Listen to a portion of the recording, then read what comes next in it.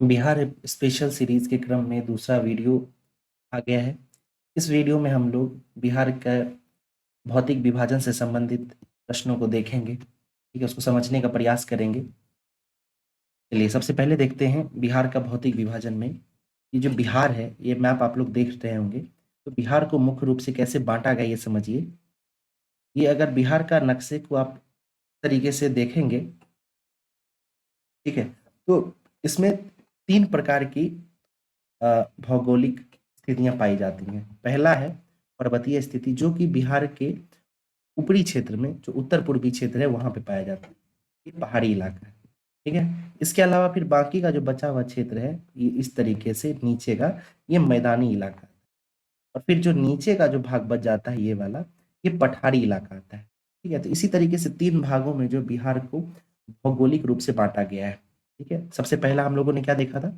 पर्वतीय क्षेत्र, ठीक है, जो कि इधर अवस्थित है। उसके बाद हम लोगों ने मैदानी भाग देखा था, जो कि बिहार का लगभग 94% भाग जो है, ये मैदानी भाग है। और फिर हम लोगों ने अंत में पठार देखा था।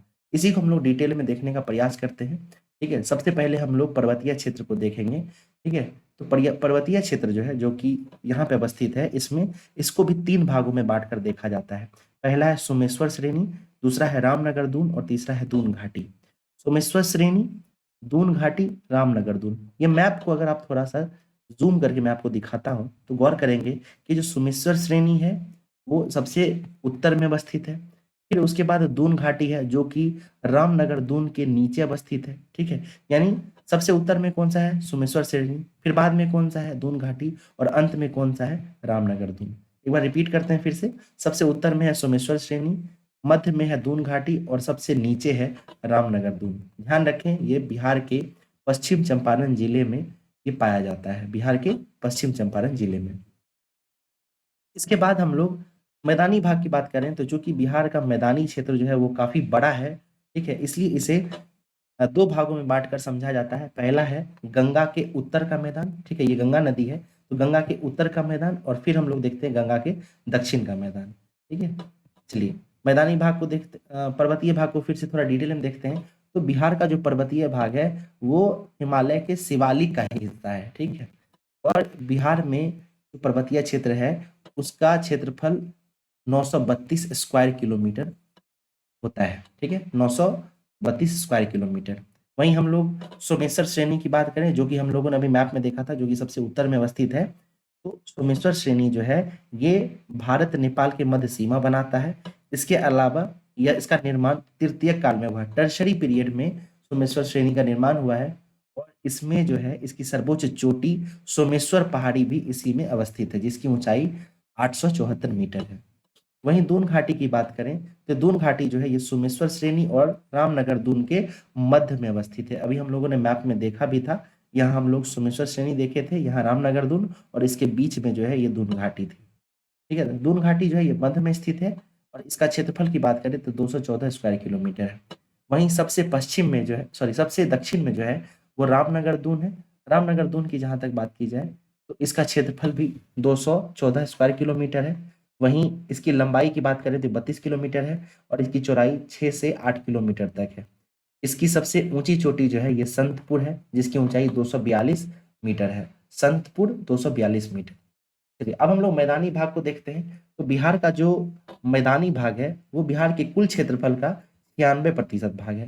यहाँ पे आप लोग जो है, अगर ये वीडियो देख रहे हैं, तो कमेंट बॉक्स में बिहार का क्षेत्रफल जरूर बताएं। बिहार का क्षेत्रफल कितना है, ठीक है, ये आप लोग डिनोट करें, बताएं इसको, ठीक है। तो बिहार का जो कुल क्षेत्रफल है, उसका 96% भूभाग जो है, वो मैदानी भाग है, ठीक है। और इस मैदानी भाग को 2 भागों में बांट कर देखा जाता है, उत्तर गंगा का मैदान और दक्षिण गंगा का मैदान।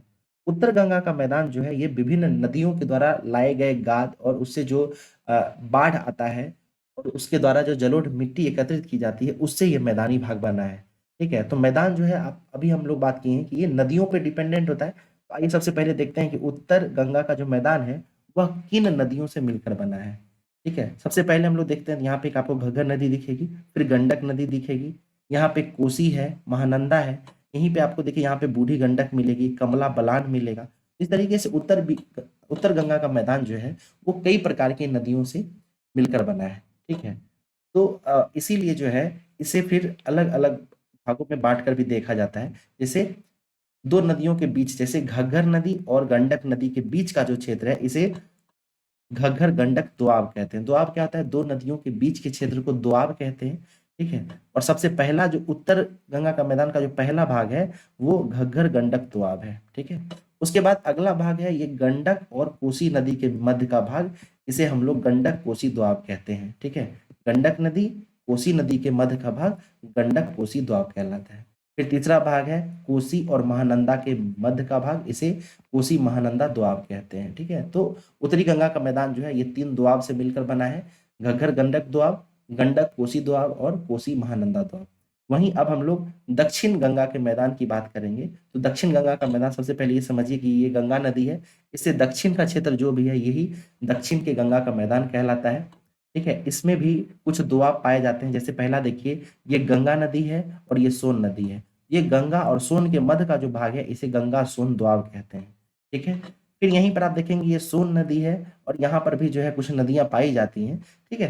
तो इस सोन नदी के बाद का जो और गंगा नदी के किनारे सटा हुआ जो क्षेत्र है इसे मगध का मैदान कहते हैं, ठीक है। ये मगध का क्षेत्र कहलाता है, मगध का मैदान। और फिर यहाँ पे देखेंगे आपको एक अंग का मैदान दिखेगा, यहाँ पे क्यूल नदी है, क्यूल नदी के बाद, ठीक है।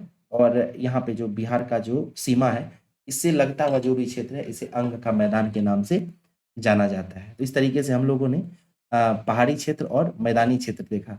अब अंत में हम लोग जो है बिहार का जो प्रायद्वीपीय भाग है, जो कि इसका तीसरा भौगोलिक प्रारूप है, उसको देखने का प्रयास करते हैं, ठीक है। तो वो भाग जो है आपको बिहार का जो दक्षिणी कुछ जिले पाए जाते हैं झारखंड से लगे हुए, उसमें ये पठारी क्षेत्र पाया जाता है। इसे दो भागों में बांटकर देखा जाता है। पहला भाग जो है वो विंध्यांश क्रम की चट्टानों से की बहुलता है उसमें, और दूसरा जो है उसमें धारवाड़ क्रम की चट्टानों की बहुलता है। इसको हम लोग देखने का प्रयास करते हैं। उससे पहले हम लोग उसको समझने से पहले हम लोग बिहार के भूगर्भिक संरचना के बारे में बात करते हैं, ठीक है। देखिए, अभी हम लोगों ने ऊपर में बात किया था कि इस क्षेत्र के बारे में, जो कि एक पहाड़ी क्षेत्र था, ठीक है। यहाँ पे हम लोगों ने देखा था सोमेश्वर श्रेणी था, फिर दून घाटी था, फिर यहाँ पे रामनगर दून था, इसे हम लोगों ने देखा था।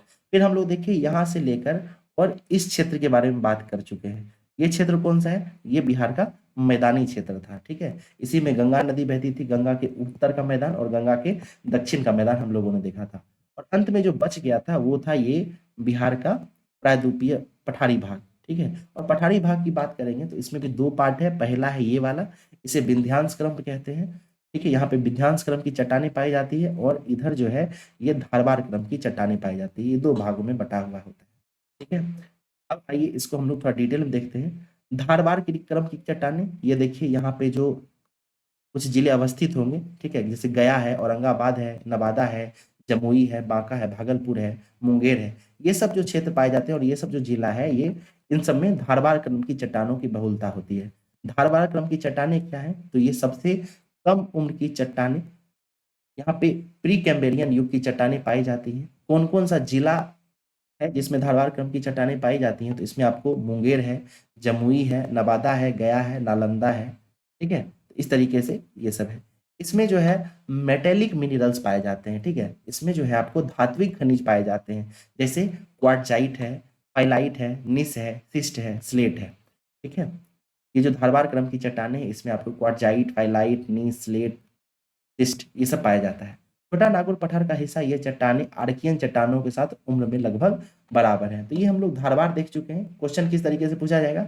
आपको पूछा जाएगा कि धारवाड़ क्रम की चट्टानें जो है इसमें कौन कौन सा जिला है जहां धारवाड़ क्रम की चट्टानें पाई जाती हैं। तो आप ध्यान रखेंगे कि हम लोगों ने ऊपर बात किया था कि यहाँ पे जो है झारखंड से लगने वाले 8 जिले हैं। इस 8 जिलों में से 2 जिला निकाल देंगे, रोहतास और कैमूर। रोहतास और कैमूर को छोड़कर जो बाकी के 6 जिले बचते हैं इसमें धारवाड़ क्रम की चट्टानें पाई जाती हैं, ठीक है। वहीं अगर विंध्यांश क्रम की चट्टानों की बात की जाए तो इसमें जो है आपको नॉन मेटेलिक मिनरल्स पाए जाएंगे। इसमें चूना पत्थर, पायराइट, इन सब का बहुलता पाया जाता है। यह सीमेंट उद्योग के लिए काफी प्रचलित है, ठीक है। इसमें आपको कौन कौन से खनिज मिलेंगे? तो इसमें आपको बलुआ पत्थर मिलेगा, क्वार्टजाइट मिलेगा, डोलामाइट मिलेगा, सेल मिलेगा और चूना पत्थर मिलेगा। इस प्रकार के नॉन मेटेलिक मिनरल्स यहाँ पाए जाते हैं, ठीक है। इस तरीके से हम लोगों ने विंध्यांश क्रम की चट्टानें और धारवाड़ क्रम की चट्टानें देखी हैं। ठीक है। चलिए एक चीज और यहाँ पे ध्यान देने वाली बात है कि अगर ये आप बिहार का नक्शा देख पा रहे होंगे तो इसमें जो है कई बार चट्टानों के युगों के बारे में पूछता है कि कौन सा चट्टान कितना पुराना है कितना नया है। ठीक है, तो ये देखिए काफी आसान है इसको समझना। सबसे पहले देखिए हम लोगों ने जो ये धारबार क्रम की चट्टानों के बारे में बात की है, ये बिहार के भूगर्भिक संरचना में सबसे प्राचीन है। ठीक है, ये धारबार क्रम की चट्टानें जो है ये सबसे प्राचीन है। ठीक है, तो इसको जो है हम लोग एकदम ओल्डेस्ट कहते हैं, इसको नंबर 1 रख लेते हैं। ठीक है, नंबर 1। इसके अलावा जो यहाँ पे विंध्यांश क्रम की चट्टानें हैं वो इसके बाद आई हैं। ठीक है, धारवाड़ क्रम के बाद जो है ये विंध्यांश क्रम की चट्टानें आई हैं, इसलिए इसका हम लोग 2 नंबर रखते हैं। फिर इसके बाद जो है यहाँ पे तृतीय क्रम की चट्टानें हैं। ठीक है, जो कि यहाँ पे पहाड़ी क्षेत्र में पाई जाती है। और इसके बाद जो बिहार का मैदान है ये इसको हम लोग क्वाटरनरी चट्टानें यहाँ पे पाई जाती हैं। ठीक है, तो इस तरीके से 1 2 3 4 करके हम लोग बांटते हैं। सबसे पुराना कौन सा होगा? धारवाड़ क्रम। फिर उसके बाद होगा विंध्यांश क्रम। फिर तृतीय क्रम में बना है आपको ये पहाड़ी क्षेत्र। और फिर चतुर्थ क्रम में जो है आपको ये मैदानी क्षेत्र पाया जाता है। ठीक है, तो इसको हम लोग पढ़ने का प्रयास करते हैं। हम लोगों ने धारवाड़ क्रम के बारे में बात किया, फिर हम लोगों ने विंध्यांश क्रम की बात की। अब हम लोग तृतीय यानी टर्शरी चट्टानों की बात करते हैं। ये कहाँ पाया जाता है? ये पश्चिमी चंपारण के क्षेत्र में पाया जाता है। ठीक है, इसके बारे में थोड़ा देखते हैं। हिमालय का निर्माण टर्शरी काल में हुआ है। ठीक है, और तृतीय चट्टानें बिहार के हिमालय तराई क्षेत्र में पाई जाती हैं और शिवालिक पहाड़ी भागों में पाई जाती हैं। ये टर्सरी चट्टानें रामनगर, दून, सोमेश्वर पहाड़ी और दून घाटी में पाई जाती हैं। ये मुख्य रूप से आपको पश्चिमी चंपारण जिले में मिलता है। इसके अलावा यहाँ पे बलुआ पत्थर और बोल्डर मिट्टी समूह यहाँ पे पाया जाता है। ये कुछ इसके उदाहरण हैं। इसके बाद चतुर्थ यानी क्वाटरनरी चट्टानों की बात करें तो इसका निर्माण प्लीस्टोसीन काल में हुआ है। ठीक है, इसका निर्माण कैसे हुआ है? तो इसका निर्माण जो है नदियों के द्वारा लाए गए मिट्टियों से हुआ है। ठीक है, इससे जो है ये चतुर्थ क्रम की चट्टानें बनी हैं। ठीक है, इसमें क्या है? तो ये प्लीस्टोसीन काल में बना है। और चतुर्थ चट्टानें बलुआ पत्थर, जलोढ़ समूह, मोटे बजरी आदि इसके बने हुए हैं। बिहार का मैदान एक सौम्य ढाल वाला विशाल मैदान है जो इस अवधि की नदियों द्वारा लाए गए तलछट के जमाव से बना हुआ है। ये चट्टानें गंगा के मैदान क्षेत्र के अवसादी चट्टानों के रूप में पाई जाती हैं। इस तरीके से हम लोगों ने बिहार का भौगोलिक विभाजन देखा। भौगोलिक विभाजन हम लोगों ने क्या देखा कि बिहार का जो विभाजन है उसको पर्वतीय, मैदानी और पठारी भाग में बांटा गया है। पर्वतीय भाग की बात करें तो इसमें सोमेश्वर श्रेणी है, उसके बाद दून घाटी है और फिर है रामनगर दून। ये इस तरीके से 3 है। फिर मैदानी भाग की बात हम लोगों ने जब की थी तो उसमें हम लोगों ने उत्तर गंगा का मैदान देखा था और दक्षिण गंगा का मैदान देखा था। और पठारी भाग की बात जब बात कर रहे थे जिसमें धारवाड़ क्रम की चट्टानें और विंध्यांश क्रम की चट्टानें हम लोगों ने देखा था। पर्वतीय भाग की बात करें तो ये शिवालिक का ही हिस्सा है। हिमालय का जो शिवालिक का हिस्सा है वही बिहार में भी पाया जाता है। इसका क्षेत्रफल 932 स्क्वायर किलोमीटर में है। इसे हम लोगों ने 3 भागों में बांटा था पर्वतीय भाग को। पहला था सोमेश्वर श्रेणी। ठीक है, सोमेश्वर श्रेणी जो है ये भारत नेपाल के साथ सीमा बनाता है। इसका निर्माण तृतीय काल में हुआ है और इसकी सर्वोच्च चोटी सोमेश्वर पहाड़ी है जिसकी ऊंचाई 874 किलोमीटर है।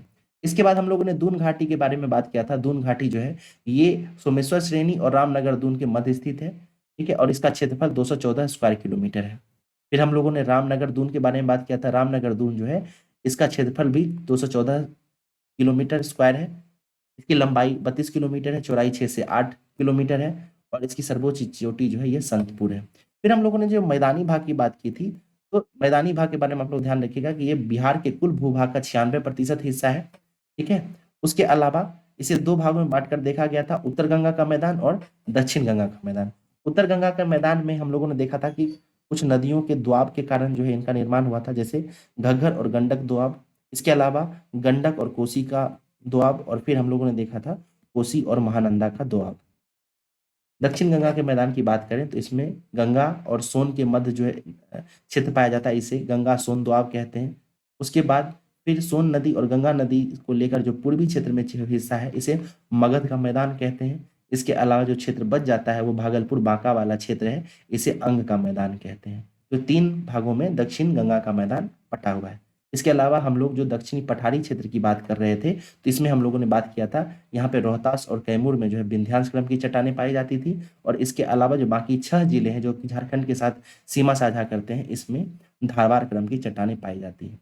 फिर हम लोगों ने भूगर्भिक संरचना की बात की थी। भूगर्भिक संरचना की बात जब हम लोग कर रहे थे तो इसमें हम लोगों ने देखा था कि बिहार जो है इसमें 4 क्रम की चट्टानें पाई जाती थी, जिसे हम लोगों ने यहाँ 1, 2, 3, 4 करके देखा था। सबसे पहला क्रम जो है ये धारवाड़ क्रम की चट्टानें थी, ठीक है। इसके बाद दूसरे क्रम में विंध्यांश क्रम की चट्टानें पाई जाती हैं। फिर तीसरा जो है ये पहाड़ी है, टर्शरी क्रम की चट्टानें हैं। और चतुर्थ जो है ये क्वाटरनरी क्रम की चट्टानें हैं, ठीक है। धारवाड़ की जहाँ तक बात की जाए तो ये मुंगेर, जमुई, नवादा, गया, नालंदा आदि जिले में पाया जाता है। इसमें मेटेलिक मिनरल्स पाए जाते थे। अगले लेक्चर में हम लोग देखेंगे कि किस जिले में कौन सा धातु पाया जाता है। फिलहाल हम लोग अभी भूगर्भिक संरचना के बारे में बात कर रहे हैं। तो विंध्यांश क्रम की चट्टानों की बात की जाए तो इसमें आपको नॉन मेटेलिक मिनरल्स पाए जाते हैं, ठीक है, नॉन मेटल। और ये जो है आपको रोहतास और कैमूर जिले में पाया जाता है। इसमें बलुआ पत्थर, क्वार्टजाइट, डोलामाइट, सेल और चूना पत्थर की प्रमुखता है, ये सब पाए जाते हैं। इसके बाद तृतीय टर्सरी क्रम यानी तृतीय क्रम की चट्टानों की बात की जाए तो इसका निर्माण हिमालय के निर्माण के साथ ही हुआ है, ठीक है। ये हिमालय के तराई क्षेत्र में पाया जाता है और इसका जो विस्तार है बिहार में वो रामनगर, दून, सोमेश्वर की पहाड़ियों के बीच आसपास है, जो कि पश्चिमी चंपारण जिले में पाया जाता है। चतुर्थ क्रम की चट्टानों की बात की जाए तो ये नदियों के द्वारा जो लाया गया गाद है या जो मिट्टियां हैं उससे बना होता है, ठीक है। और इसका निर्माण जो है इसी क्रम में हुआ है, ठीक है। बिहार का जो लगभग 96% हिस्सा जो है वो चतुर्थ यानी क्वाटरनरी क्रम की चट्टानों से निर्मित है। इस तरीके से हम लोगों ने बिहार के भौगोलिक विभाजन के बारे में देखा है। अगले वीडियो में हम लोग देखने का प्रयास करेंगे कि किस तरीके से बिहार की जलवायु है या यहाँ का सी जलवायु क्षेत्र कैसा है। ओपन की जलवायु वर्गीकरण को भी हम लोग समझने का प्रयास करेंगे। मिलते हैं अगले लेक्चर में। धन्यवाद।